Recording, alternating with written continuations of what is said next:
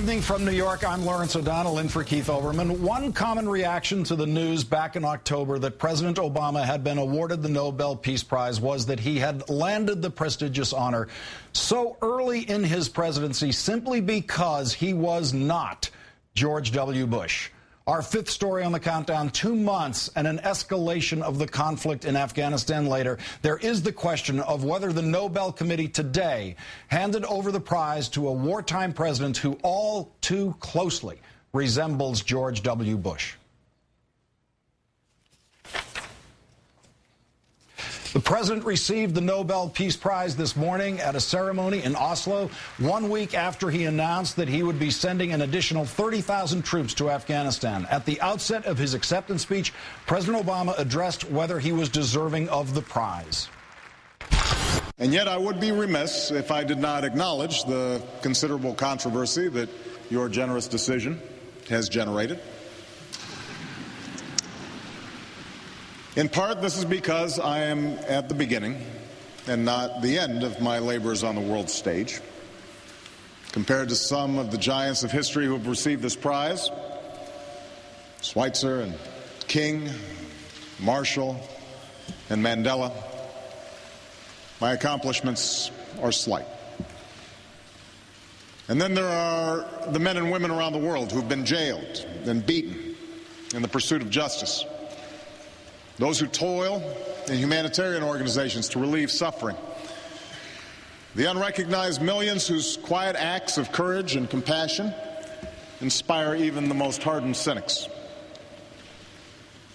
I cannot argue with those who find these men and women, some known, some obscure to all but those they help, to be far more deserving of this honor than I. The wartime president addressed the tension and defended his actions. But perhaps the most profound issue surrounding my receipt of this prize is the fact that I am the commander-in-chief of a military, of a nation, in the midst of 2 wars. One of these wars is winding down. The other is a conflict that America did not seek, one in which we are joined by 42 other countries, including Norway, in an effort to defend ourselves and all nations from further attacks. We must begin by acknowledging a hard truth. We will not eradicate violent conflict in our lifetimes. There will be times when nations, acting individually or in concert, will find the use of force not only necessary, but morally justified. I make this statement mindful of what Martin Luther King Jr. said in this same ceremony years ago. Violence never brings permanent peace. It solves no social problem. It merely creates new and more complicated ones. As someone who stands here as a direct consequence of Dr. King's life work, I am living testimony to the moral force of nonviolence. I know there's nothing weak, nothing passive, nothing naive in the creed and lives of Gandhi and King. But as a head of state, sworn to protect and defend my nation, I cannot be guided by their examples alone. I face the world as it is and cannot stand idle in the face of threats to the American people. For make no mistake, evil does exist in the world. A nonviolent movement could not have halted Hitler's armies. Negotiations cannot convince al-Qaeda's leaders to lay down their arms. The commander-in-chief even argued that America's use of force has been a force for good. Whatever mistakes we have made, the plain fact is this: the United States of America has helped underwrite global security for more than 6 decades with the blood of our citizens and the strength of our arms. Time now to call in our own Howard Fineman, senior Washington correspondent for Newsweek magazine. Good evening, Howard.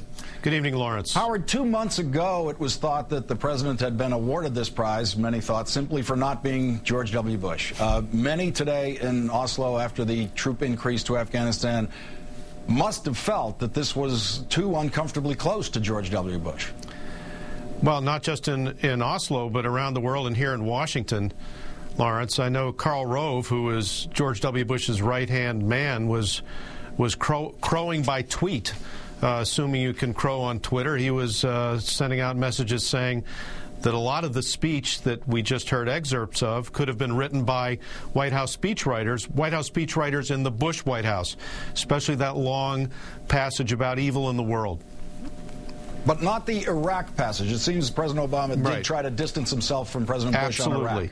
No, not just in that way, Lawrence. I mean, the tone was very un-Bushian. It was very thoughtful, contemplative, appreciative of complexity. It was humble. It was admitting other views. It talked about the importance of diplomacy and the open door to nations, even those we distrust and fear. So there was a lot of Obama in there, and there was a lot of reaching out. But there also was a lot of acceptance of George W. Bush's fundamental post-11 worldview about the existence of evil and the existence of just wars, including the war in Afghanistan, according to both now George W. Bush and Barack Obama. Howard, was this the closest thing we've heard yet to an Obama doctrine? Yes, and it reminded me of a famous quote from F. Scott Fitzgerald, the writer, who said the test of a first-class mind is the ability to hold two completely opposite ideas in your head at the same time and still be able to function. What Barack Obama is saying here is that force is unfortunately sometimes a force for good in human affairs, but it can't be what we ultimately rely on. That we have to strive for a peaceful world while recognizing, as he says, the world as it is. It's a very sort of modern, even postmodern notion, very Barack Obama, and I think certainly very much his own. Howard, let's consider Alfred Nobel's will, which says the Peace Prize should go to, quote, to the person who shall have done the most or the best work for fraternity between nations, for the abolition or reduction of standing armies, and for the holding and promotion of peace congresses. So looking at that, at Nobel's will, how does President Obama score on that 3-point score? Well, I guess you have to look at Alfred Nobel's future tense there, shall have done. Barack Obama was picked. He was selected for what his potential is. What Barack Obama was saying today was that sometimes the eradication of evil, and he said Al-Qaeda was evil, is for the good of all humanity, while simultaneously looking for avenues to achieve peace through negotiation. I don't know what Alfred Nobel would have thought of Al-Qaeda, but Obama is making the bet that Alfred Nobel would have understood what he was talking about. Howard Fineman of MSNBC and Newsweek, many thanks. Thank you, Lawrence.